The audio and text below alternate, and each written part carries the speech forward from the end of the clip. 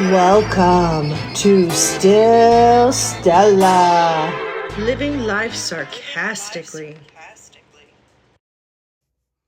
Hi, y'all. Welcome to Still Stella, Living Life Sarcastically. This podcast comes with a trigger warning, extreme sarcasm, and mild emotional violence. Today we're talking about success, stubbornness, and patience. Some of which I have plenty of.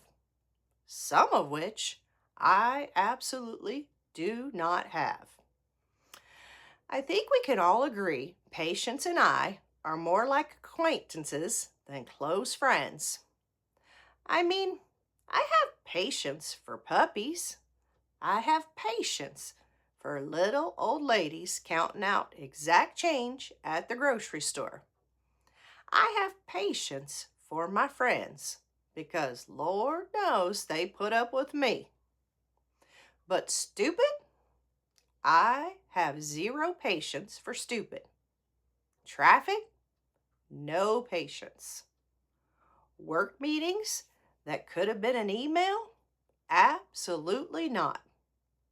People who reply all to the entire company straight to jail. I've reached the age where my tolerance for nonsense has become a luxury item. I don't know if that's wisdom or menopause. Honestly, it could be both. So, how do you measure success? There are so many different ways. Some people measure success by money, some by promotions, some by material things. The nice house, the fancy car, the expensive clothes, the perfect social media pictures where everybody is smiling and nobody is threatening violence because Dad won't stop making jokes. When I was younger, I think that's exactly how I measured success. Not because I wanted to be better than anybody else. I grew up without a lot. I think many of us Gen X kids did. We learned to appreciate what we had because there wasn't always more. So as an adult, I chased security. I chased promotions. I chased bigger projects. I chased the next paycheck. I wanted a nice house. I wanted my kids to have things I didn't. I wanted to know that if the washing machine died, I wasn't going to have to perform CPR on it, hoping it'd come back to life. I wanted to pay the bills without holding my breath. I wanted stability. And honestly, there's nothing wrong with that. I think every generation wants to leave things a little better for their kids. But somewhere along the way, my definition of success changed. Don't get me wrong. I still like nice things. I still don't want to worry about bills. I would absolutely love to walk into Target and not spend $200 on things I didn't know I needed. But these days, success looks different. Success is freedom. The freedom to do things I want to do. The freedom to say no to things I don't want to do. Mastering the word no. That's success. Because when you're younger, you say yes to everything. Sure, I'll volunteer. Sure, I'll work late. Sure, I'll bake 30 cupcakes for school. Sure, I'll help you move. Now? Absolutely not. I have plans. Those plans might involve sitting on my couch in pajamas watching crime documentaries while eating cheese. But they are plans. Success is protecting your peace. Success is finding your people. The people who show up. The people who love you. The people you don't have to pretend around. The ones you may not talk to every day, but if your world fell apart, they'd be there in a heartbeat, and you'd do the same for them. That's true wealth. You know what else changed? My definition of rich. When I was younger, rich meant enough money to buy whatever you wanted. Now, rich means sleeping through the night. Rich means your knees don't sound like microwave popcorn. Rich means your favorite bra still fits. Rich means finding a close parking spot. Rich means unloading the dishwasher without needing a nap afterward. Rich means nobody from work calls you after 5 o'clock. I don't need a mansion. I'd settle for a recliner, a margarita, and everybody leaving me alone for 3 hours. That's luxury. Gen X was told we could have it all. Turns out, all included anxiety, back pain, and 17 passwords we just can't remember. I have several friends dealing with health issues. Success for them would simply be waking up and feeling good, not wondering if they'll have enough energy to enjoy the day, not wondering what pain level they're going to deal with, not wondering if they'll have to cancel plans. I understand that. I battle chronic illness every day. Maybe not the same exact struggles, but I understand carrying invisible burdens. I watch these amazing people navigate life with humor and grace. They're the real heroes. That's success. Showing up anyway. Speaking of showing up, work? Sweet baby Jesus, work is draining. I can't anymore. I dream about retirement the way teenagers dream about summer vacation. I'm so over it. I swear, work has become one giant group project. And nobody likes group projects. There's always one person doing all the work, one person missing, one person showing up at the end asking, "So what are we doing?" "Sir, we are carrying you again." I spend my days tracking projects and people. Did you do this? Did you send that? Did you answer the email? Did you make the call? I'm basically a professional hall monitor for adults. I don't want to touch base. I don't want to circle back. I don't want to synergize. I want to retire and aggressively mind my own business. Maybe play bingo. Now don't laugh. Have y'all heard of Loco Bingo? Regular bingo and a nightclub had a baby. Music, lights, dancing, drinks, chaos. I loved every second. Hubby, not so much. I was dancing and singing, chair dancing, living my best life. Hubby was sitting there looking at me like he'd never met me before. Bless his heart. He was probably wondering if it was too late for an annulment. I think that's success too. Finding joy in ridiculous places. Maybe that's why I'm so tired of work.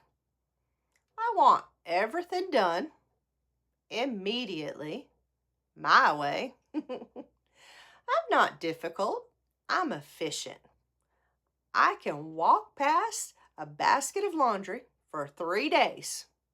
But work, it has to be finished. I think I have selective OCD. Now let's talk about stubbornness. I've been stubborn my whole life. As a kid, I knew everything. Nobody could tell me anything. Turns out I was wrong. Frequently. The first incident I remember was when I was little. We lived in an apartment complex. There were those rainbow monkey bars with broken glass underneath. A stranger told me to be careful. I said, I've got this. Looking back, why didn't somebody pick up the glass? But little me wasn't worried. I was practically an Olympic gymnast. Turns out I wasn't. I was more like a potato with confidence. I kept climbing, hung upside down, showing off. Then I fell face first into the glass. I remember running home with an adult trying to help me. I jerked away because apparently I was going to bleed independently. I still have scars. Childhood confidence is wild. Fast forward, hot rollers. If you've never seen them, imagine a tiny crock pot of lava. They were plugged in, cords stretched across the room. Naturally, I decided to run laps around the table, jumping over the cord. Several successful jumps. Then, failure.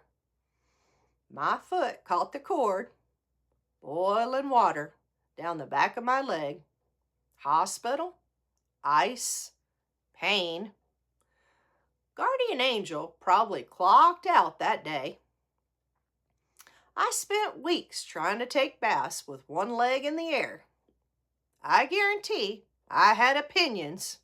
I just wasn't consulted. You'd think I would have learned. Nope. Stubbornness was my personality. Then I had kids. And suddenly, I wondered where they got it. Duh. The apple doesn't fall far from the tree. Nowadays, I know I don't know everything. Some days, I don't know anything. Brain fog is humbling. I walk into rooms and forget why. Open the refrigerator, stare, close it, walk away, come back and open it again.